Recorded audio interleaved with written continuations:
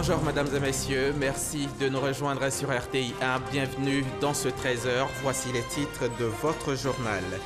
L'autosuffisance en poissons en Côte d'Ivoire, quel est l'état des lieux? Quel peut être l'apport de l'aquaculture? C'est par les ressources halieutiques que nous commencerons cette édition. Vous aurez donc les réponses en tout début de journal. Le PNLP, le Programme national de lutte contre le paludisme, poursuit sa campagne de démoustication. Le programme était récemment à Abidjan, à Agboville, pour procéder à la destruction des gîtes larvaires et à la pulvérisation. Le paludisme a fait 3000 morts pour la seule année de 2016.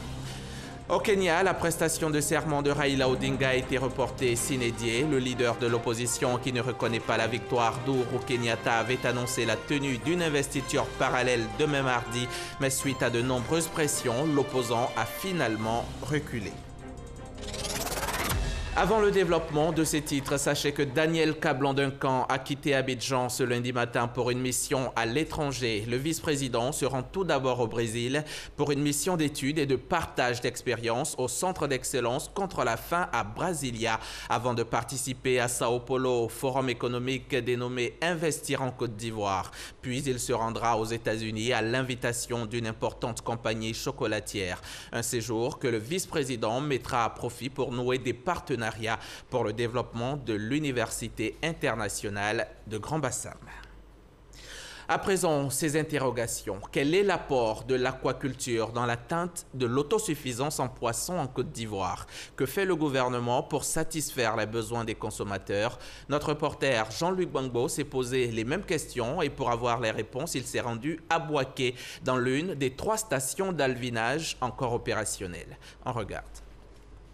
Dans cette ferme piscicole à la périphérie de Boaké, Téné et Adama achèvent l'inspection des étangs. Une tâche qu'ils accomplissent tous les jours avec une attention particulière.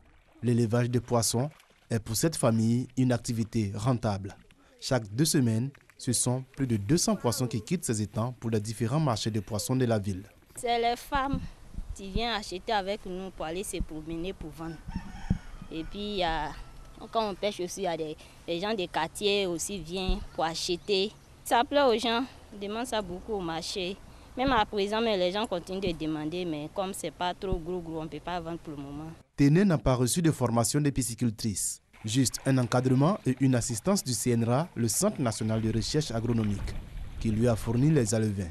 Aujourd'hui, elle gère avec succès cette ferme qui appartient à son oncle. On a jeté les alevins à Sanera. Quand on a envoyé, on les a mis dans l'eau. On a commencé à les donner à manger un peu, jusqu'à ce qu'ils ont grossi. À moins de 5 km de là, la station de recherche sur la pêche et l'aquaculture du CNRA. C'est d'ici que sont partis les alevins qui ont permis d'approvisionner les étangs de Téné. La station de Boaké est l'un des principaux fournisseurs d'alevins aux pisciculteurs du pays. Dr Cyril Ngouan est le chef du programme pêche et aquaculture continentale. Là, nous avons des géniteurs là, qui s'agitent devant nous, qui sont en conservation, qu'on utilise à l'occasion pour faire des reproductions et puis avoir des larves, soit pour les producteurs, soit pour nous-mêmes, pour des expérimentations, ou alors pour produire de nouveaux géniteurs, pour servir en tout cas les acteurs privés qui en ont besoin. Plus de 74 000 tonnes de poissons sont pêchées en Côte d'Ivoire sur les 360 000 tonnes consommées chaque année. 80% d'importation et un peu plus de 5% issus de l'aquaculture. Relancer la production de poissons au niveau national, tel est l'objectif de ce projet de développement de l'aquaculture. Ce projet a permis au CNRA de former 5 premiers multiplicateurs, comme on dit, si vous voulez, des pisciculteurs semenciers du tilapia et qui sont en activité actuellement au niveau du pays. Ça n'existait pas vraiment dans le tissu de production de poissons de pisciculture en Côte d'Ivoire. Depuis le démarrage de ce projet en 2014, la station aquacole de Boaké a produit plus de 1 900 000 alevins de tilapia qu'elle a mis à disposition des pisciculteurs. En avant-garde de la recherche aquacole en Côte d'Ivoire, la station de Boaké sert actuellement de champ d'expérimentation pour l'introduction du tilapia de souche brésilienne. La station piscicole du CNRA a effectivement reçu la souche brésilienne du tilapia Oreochromis nauticus et avait pour mission de les faire croître, les multiplier pour que nous puissions faire des tests en station sur leurs performances zootechniques avant de les proposer aux pisciculteurs ivoiriens. Un projet que les chercheurs ont mené à son terme. Ils attendent désormais l'autorisation des organes de tutelle pour mettre cette souche de tilapia à disposition du grand public. Par rapport aux performances que nous avons constatées, qui sont appréciables, nul doute que l'État décidera de les mettre à la disposition des producteurs qui attendent, il faut le dire, qui attendent depuis un certain temps que cette souche soit à leur disposition pour améliorer leur production sur leur ferme. Pour retrouver le tilapia de souche brésilienne dans nos assiettes, il faudra donc patienter encore quelques mois. Lancé en 2014, le projet de développement durable de la pêche et de l'aquaculture en Côte d'Ivoire vise à contribuer à la sécurité alimentaire et à lutter contre la pauvreté en milieu rural. L'aquaculture ivoirienne devrait ainsi passer à une production de 200 000 tonnes de poissons en 2020 contre 1290 tonnes en 2007. C'était un dossier signé Jean-Louis Gbangbo. Mais pour s'adonner à l'aquaculture comme à toute autre activité et les réussir, il faut être en bonne santé. Le PNLP, Programme national de lutte contre le paludisme, poursuit sa campagne de démoustication. Le programme était récemment à Agoville pour procéder à la destruction des gîtes larvaires et à la pulvérisation. Un appel a également été lancé aux populations du département, celui d'assainir leur environnement afin de faire barrage aux moustiques vecteurs du paludisme qui a fait 3000 morts pour la seule année 2016. On en sait plus avec Delphine Bla.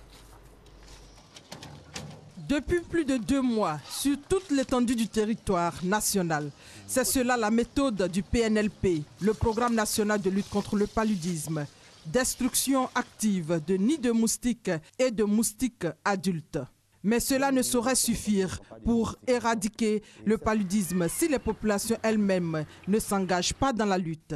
Pour les impliquer ici, à l'étape d'Agoville, le PNLP a rendez-vous avec toutes les forces vives du département. Les noix de coco, les coquilles d'escargot, tout cela, il faut les éliminer. Il ne faudrait plus que ça reste à proximité de nos maisons. Parce que quand il y a de l'eau dedans, l'anophèle femelle vient pondre ses œufs dans ces eaux-là. Et ces œufs, au bout de 7 jours, vont éclore et vont donner des moustiques adultes. Ce sont ces moustiques-là qui sont à l'origine du paludisme. Identification des gîtes larvaires, les différents genres de moustiques, l'impact sur l'homme, la complication du paludisme, tout a été passé en revue pour donner aux populations d'Agoville les moyens nécessaires de se protéger contre cette maladie, première cause de mortalité en Côte d'Ivoire. Ce que je demande à la population d'Agoville, c'est de prendre vraiment au sérieux cette campagne de sensibilisation et de démoustication qui est en cours. Parce que c'est pour son bien-être, c'est pour le bien-être de la Côte d'Ivoire. Vraiment, on ne respecte pas. Mais à partir de ce moment, après cette opération, je pense que tout va aller mieux parce que nous allons sensibiliser toutes les populations. Après l'étape d'Agoville, cap sera mis sur la ville de Toumaudi, toujours avec le même objectif, impliquer les populations dans la lutte contre le paludisme qui a fait plus de 3000 morts en 2016 en Côte d'Ivoire. La journée des droits de l'homme est célébrée chaque année le 10 décembre, jour anniversaire de l'adoption par l'Assemblée générale des Nations unies de la Déclaration universelle des droits de l'homme en 1948. Ici en Côte d'Ivoire, c'est dans la commune de Yopougon qu'ont eu lieu les festivités marquant la commémoration. Il s'est agi de sensibiliser, informer et inciter les populations à s'approprier les mécanismes nationaux et internationaux de protection des droits de l'homme. Le témoignage de Grace Kando. Place en CP1 dans la commune de Yopougon. Lieu choisi pour célébrer un double événement, la 68e journée des droits de l'homme et les festivités marquant le 70e anniversaire de l'adoption de la Déclaration universelle des droits de l'homme. Déclaration portant entre autres sur le droit à l'éducation, à la santé, à la liberté d'expression, à la sécurité et à la paix. Nous recevons à longueur de journée des personnes qui sentent leurs droits froissés, qui viennent à nous et que nous essayons d'instaurer dans leurs droits. Et puis nous menons des activités de protection. Nous publions des mécanismes qui protègent les droits de l'homme, tant au plan international qu'au plan national. Et nous collaborons pleinement avec les autorités détenteurs de droits. Le ministère de la Justice organise des caravanes des droits de l'homme à travers le pays pour sensibiliser les populations sur la réalité des droits de l'homme. Ce sont des campagnes tournantes pour amener la population à prendre conscience des droits de l'homme. Plusieurs structures s'investissent également dans la promotion des droits de l'homme à travers des actions concrètes sur le terrain. Nos objectifs, c'est de promouvoir l'éducation au milieu des enfants en difficulté et en situation de handicap. Permettre à ces enfants de leur donner le droit d'éducation et permettre aussi à ces enfants d'intégrer l'école normale à travers notre centre appelé Secalfa Inclusif. Nous avons aujourd'hui un projet sur les détentions préventives où nous luttons pour les personnes qui sont dans les prisons, qui jusqu'à aujourd'hui n'ont pas été jugées. Donc nous luttons de sorte à ce qu'aujourd'hui ils puissent connaître leur sort. Donc soit on les juge, soit on les relâche. Le texte sur la Déclaration universelle des droits de l'homme a été adopté par l'Assemblée générale des Nations unies le 10 décembre 1948. Il a été traduit dans plus de 500 langues. À présent, en direction d'Aloa, où viennent de se dérouler 16 journées d'activisme contre les violences basées sur le genre. Le thème cette année était « Mariage des enfants, agissons ensemble et maintenant pour y mettre fin ». Les ONG nationales et internationales ont tenté d'intensifier la sensibilisation dans la lutte contre tout type de violences qui sont une violation des droits de la personne humaine. La correspondance de Ngana Konaté. La campagne nationale des 16 jours d'activisme contre les violences basées sur le genre se poursuit à l'intérieur du pays. À Daloa, dans la région du Haut-Sassandra, plusieurs partenaires y ont pris part, au nom desquels le ministère de la Femme, de la Protection de l'Enfant et de la Solidarité, des ONG nationales et internationales. Une initiative qui a réuni divers participants, tous venus lancer un appel à la mobilisation citoyenne pour le changement de comportement. Nous luttons toujours, nous les imams. On dit ça dans les sermons. Violence aux femmes. Dieu même a dit dans le Saint-Coran, les femmes sont nos mamans. Donc je demande à tout le monde, la communauté musulmane, arrêtez de faire violence aux femmes. Bataille des femmes, j'interviens. Le mariage forcé, moi j'interviens. Et je vais même dans les domiciles pour leur prodiguer des conseils. À partir d'aujourd'hui, je continuerai encore le combat. Au cours de cette journée, les participants ont été sensibilisés sur l'établissement des relations saines à la maison et dans la communauté. Selon le chef de délégation de l'Union européenne, les droits fondamentaux de la jeune fille en Côte d'Ivoire sont encore menacés. En Côte d'Ivoire, une femme sur 3 est excisée. En Côte d'Ivoire, une femme sur 10 est mariée avant l'âge de 15 ans et 40% sont mariés avant l'âge de 18 ans. Donc c'est des proportions qui sont absolument colossales et qui ne pourront changer qu'à travers l'éducation. Les ONG nationales appellent donc à la contribution et à l'union de tous les acteurs pour réduire, voire éradiquer les violences à l'égard des femmes et des filles, y compris le mariage des enfants. Les textes de loi existent. La Côte d'Ivoire a ratifié tous les textes. Mais il y a un problème. Il faut briser le silence. Pour qu'on puisse sanctionner, il faut qu'il y ait la dénonciation. Or, dans la réalité, la dénonciation est très difficile. Dans mon établissement, j'ai fait également l'objet d'un mariage forcé d'une fille de 11 ans, un monsieur de près de 58 ans. Et j'ai donc fait appel au procureur de la République de Mans par l'entremise de la clinique juridique. Donc, ce monsieur a été donc arrêté, interpellé. Et aujourd'hui, la fille a repris les cours. Elle a eu donc son BPC brillamment l'année dernière et elle continue ses études. Elle est actuellement en seconde. C'est-à-dire que nous tous, là, nous devons nous mobiliser pour donc lutter contre ce fléau-là qui attend donc de gangréner l'éducation nationale. Les femmes et les jeunes filles qui ont pris part massivement à cette journée de sensibilisation ont été invitées à dénoncer les auteurs et complices de mariage d'enfants et à éviter les règlements à l'amiable. Et sur place à Daloa, s'est ouverte la deuxième session de la cour d'assises du tribunal. Les juges ont installé 6 jurés commis pour le jugement de 17 affaires, dont des cas de viol et d'autres crimes. Les audiences de cette deuxième session prendront fin en janvier. On reste avec Ngana Konaté pour les précisions. La deuxième session de la cour d'assises de Daloa s'est ouverte avec l'enrôlement de 17 affaires, dont des cas de viol, d'assassinat et autres crimes. Cette session, qui se tiendra jusqu'au 4 janvier 2018, sera conduite par 3 magistrats, accompagnés de 6 jurés nouvellement installés. Ce matin, c'était la cérémonie d'ouverture. On a installé les jurés qui doivent siéger avec les magistrats sur les affaires. Tout à l'heure, on va avoir une affaire d'assassinat. Voilà. Donc des gens qui sont poursuivis pour avoir donné la mort en préparant la mort. La particularité de la cour d'assises, c'est qu'il y a un jury de non-magistrats qui font partie de la cour. Et ces jurés-là représentent la population. Et donc ce ne sont pas des juristes, forcément, ce ne sont même pas des juristes. Et ce sont eux qui vont décider de la culpabilité ou non après les débats. Les hommes de droit se réjouissent de l'organisation et la tenue de cours d'assises qui marquent la volonté de la Côte d'Ivoire à se constituer en un état de droit. Il y a eu des coupeurs de route, il y a eu des assassins, il y a des crimes économiques. Tout cela peut faire facilement 3 ans, 4 ans, 5 ans, cela soit jugé. Et actuellement, le gouvernement, le ministre qui est en exercice, met fin à cette pratique. Et tous les 3 mois, en principe, seront des institutions, les assises doivent se tenir pour que ces personnes-là soient jugées.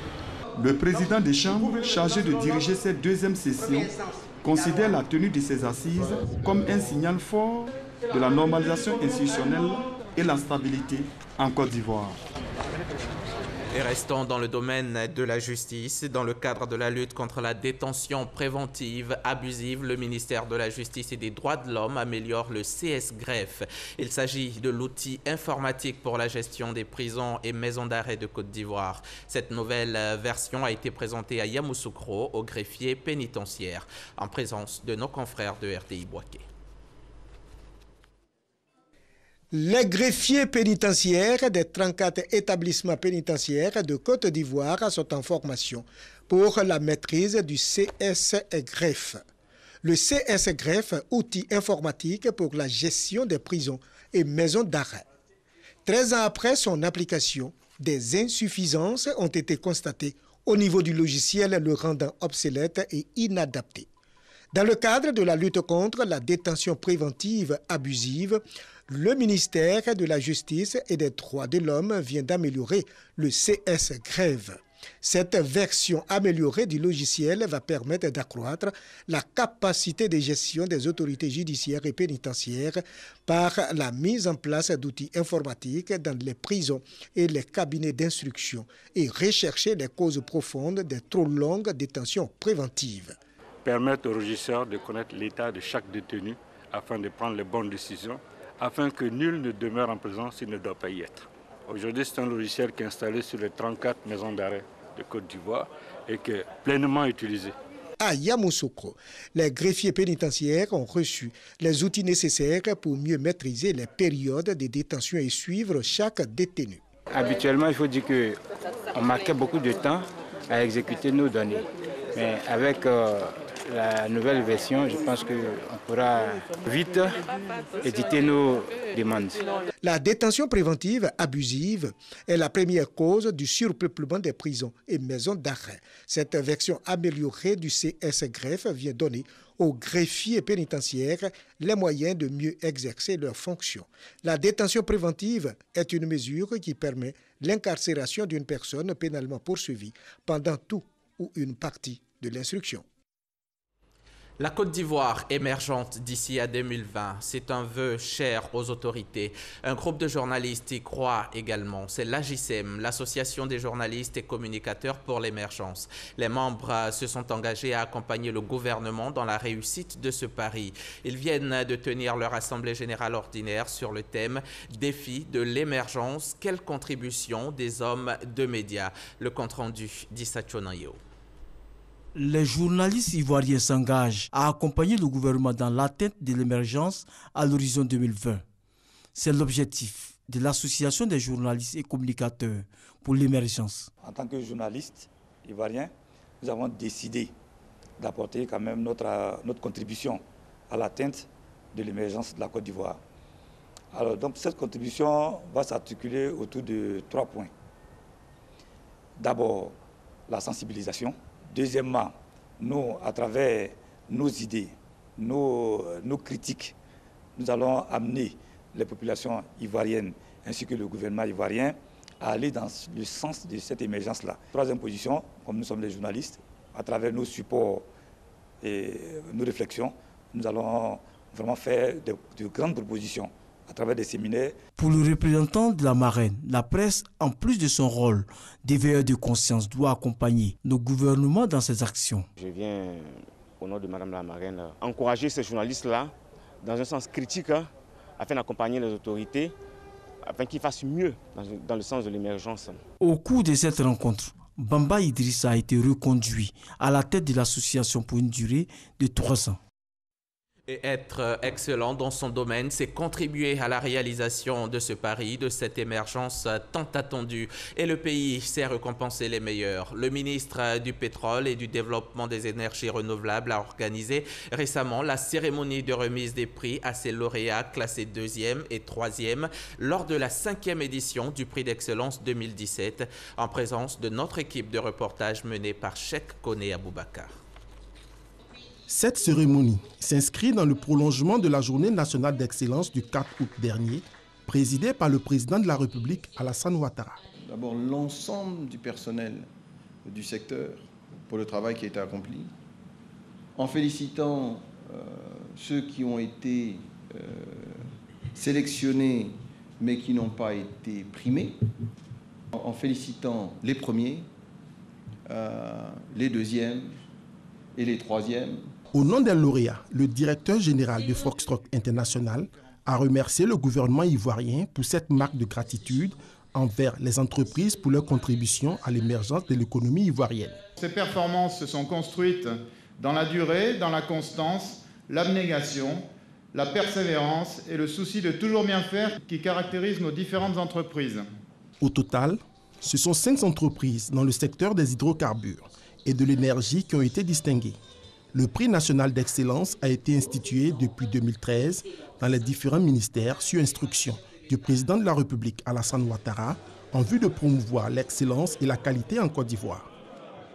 Venons-en maintenant à cette convention que vient de signer la Sodexam. L'autorité météorologique nationale vient de convenir avec une structure de la place de la diffusion des informations météorologiques par les TIC. C'était vendredi dernier à l'espace Serae Umoa dans la commune du Plateau. Le reportage de Zegui Sephora est commenté par Cheikh Koné.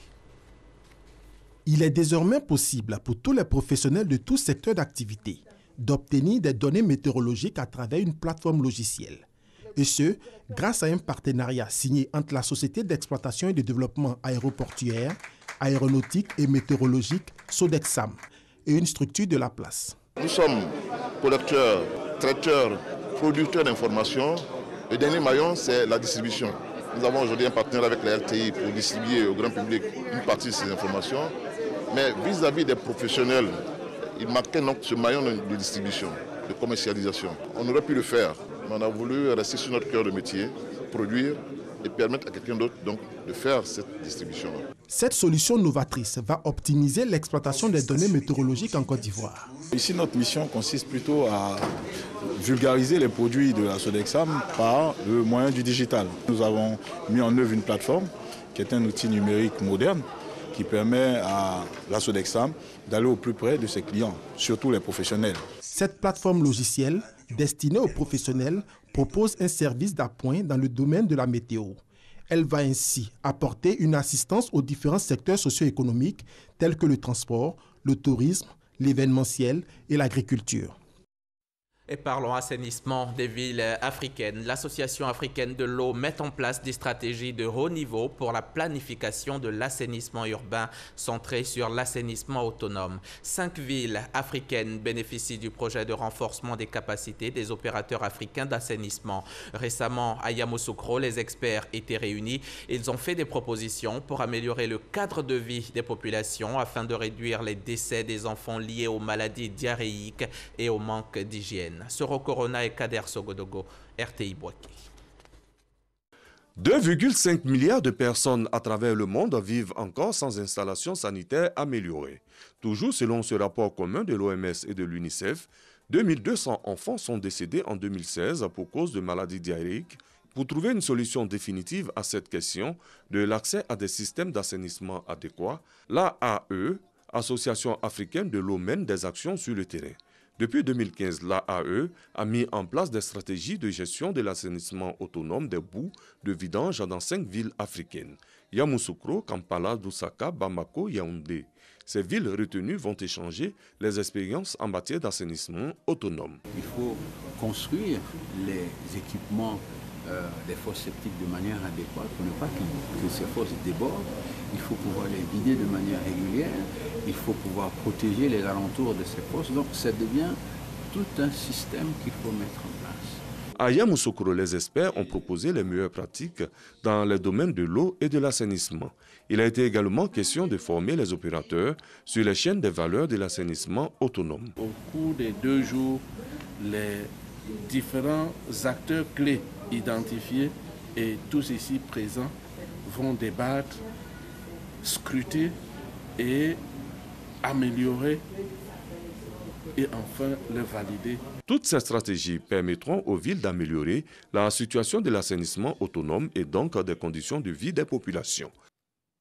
Le Japon va commémorer le 23 décembre prochain le 84e anniversaire de Sa Majesté l'Empereur Akihito. Cette date marque également la 84e édition de la fête nationale du pays. L'événement a été célébré par anticipation mardi dernier par l'ambassade du Japon en Côte d'Ivoire. C'était en présence de plusieurs hautes personnalités, dont le vice-président Daniel Kablan-Duncan. L'ambassadeur dit se réjouir des rapports de coopération entre la Côte d'Ivoire et le Japon. Reportage Olivier Iriebi dans un commentaire de Patricia Omoetia. L'empereur du Japon, Akihito, va fêter le 23 décembre prochain ses 84 ans. Cet anniversaire, qui correspond aussi à la fête nationale du Japon, a été célébré dans la soirée du mardi 5 décembre par l'ambassade du Japon en Côte d'Ivoire. L'abidjanaise et le kimi gayo, ces 2 hymnes nationaux, ont retenti l'un après l'autre pour marquer le début de la fête célébrée à la résidence privée de l'ambassadeur du Japon à Cocody, en présence du vice-président Daniel Kablan-Duncan. Dans le discours qu'il a tenu, le diplomate Hiroshi Kawamura a rappelé l'importance des liens d'amitié et de coopération entre Abidjan et Tokyo. La collaboration entre nos 2 pays a été très fructueuse cette année 2017. En effet, le Premier ministre Shinzo Abe et son Excellence Monsieur le Président Alassane Ouattara ont échangé sur plusieurs dossiers, entre autres la coopération au sein de l'ONU et les questions sécuritaires dans la région de l'Afrique et de l'Asie. Avec la signature d'une proclamation d'échange et de coopération, Abidjan et Yokohama souhaitent approfondir leur collaboration dans la résolution des problèmes urbains, la promotion de la femme et la promotion des échanges culturels entre les 2 générations. Pour le diplomate, le départ de l'opération des Nations Unies en Côte d'Ivoire, ONUCI, est le signe de la stabilité retrouvée après la décennie de crise. Le Japon entend continuer sa coopération avec la Côte d'Ivoire par des projets qui vont s'étendre à divers niveaux. Arrêtons-nous un moment, juste le temps d'une lecture. L'œuvre du jour est autobiographique. Le titre, Un viatorien brésilien et sa trompette. Son auteur est enseignant de formation, mais exerce dans l'humanitaire par passion. Hyacinthe Vianney Ndatien, à travers ce livre, riche en anecdotes, nous présente l'univers affirmé de sa formation scolaire à Saint-Viateur de Bouaké, une ville qu'il affectionne tout particulièrement. L'œuvre a été dédicacée la semaine dernière en présence de nombre de ses anciens condisciples multiples, dont le ministre de la Communication, Bruno Nabagné-Koné. Il s'est toujours plu à parcourir les lignes écrites par ses soins. Hyacinthe Vianney Ndatien, ancien de Saint-Viateur, institution scolaire, livre une tranche de sa vie. L'ingrédient principal, un viaticien brésilien et sa trompette. Brésilien parce qu'à l'époque nous avions des Jeux Olympiques à Saint-Viateur et arrivé en classe de 6e, chaque promotion devait prendre le nom d'un pays qu'elle adoptait jusqu'en classe de terminale. Et cela permettait donc de faire des compétitions sportives et autres. Trompette parce qu'à Saint-Viateur nous avions une fanfare et j'étais membre de cette fanfare, je jouais de la trompette. Mais au-delà de son moi, l'auteur véhicule des valeurs d'une éducation, mais aussi d'une ville boiquée. Je veux justement mettre en lumière la formation intégrale, la formation humaine que j'ai reçue en dehors des classes, parce que nous avions vraiment une formation suffisamment complète qui faisait que c'était tout l'être humain qui était valorisé. Des anciens de Saint-Viateur, dont le ministre de la Communication, heureux de se retrouver et de revisiter autour de ce livre leur tendre jeunesse. Nous sommes plus qu'une famille. Nous avons passé, je pense, plus de temps ensemble que ne le font certaines familles. Donc j'ai toujours en moi cette part de Saint-Viateur. Hyacinthe Vianney Ndatien, écrivain, a consacré la plupart de sa vie à l'enseignement et à l'humanitaire. Après le livre, pourquoi pas, bientôt, la musique. Au Kenya, la prestation de serment de Raila Odinga reportée sine die. Le leader de l'opposition, qui ne reconnaît pas la victoire d'Ouro Kenyatta, avait annoncé la tenue d'une investiture parallèle mardi 12 décembre, jour de la fête de l'indépendance, laissant craindre de nouveaux affrontements entre les partisans de l'opposition et la police. Mais suite à de nombreuses pressions, l'opposant historique a finalement reculé. Et c'est sur ces images que l'on referme ce journal. Merci de l'avoir suivi, mais ne quittez pas, nos programmes se poursuivent.